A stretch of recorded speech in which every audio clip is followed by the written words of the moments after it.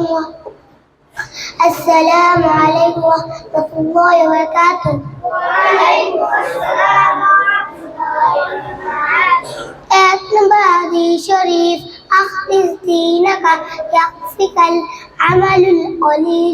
হাদিস শরীফের অর্থ তোমার ঈমানকে খাঁটি করো, অল্প আমলই নাজাতের জন্য যথেষ্ট হইবে।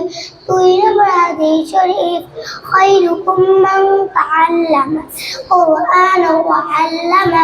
হাদিস শরীফের অর্থ তোমাদের মধ্যে সর্বোত্তম ওই ব্যক্তি যিনি কুরআন মাজিদ শিক্ষা করেন এবং শিক্ষা দেন। তিন নম্বর হাদিস শরীফ তালাবুল ইলমি ফারিদাতুন আলা কুল্লি মুসলিম। হাদিস শরীফের অর্থ তিনি ইলম তলব করা প্রত্যেক মুসলমানের ফরজ। চার নম্বর হাদিস শরীফ আত-তুহুরু শাতরুল ঈমান।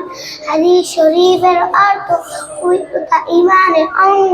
পাঁচ নম্বর হাদিস শরীফ মিফতাহুল জান্নাতিস সালাহ। হাদিস শরীফের অর্থ নামাজ বেহেশতের চাবি। আসসালামু আলাইকুম ওয়া রাহমাতুল্লাহি ওয়া বারাকাতুহু।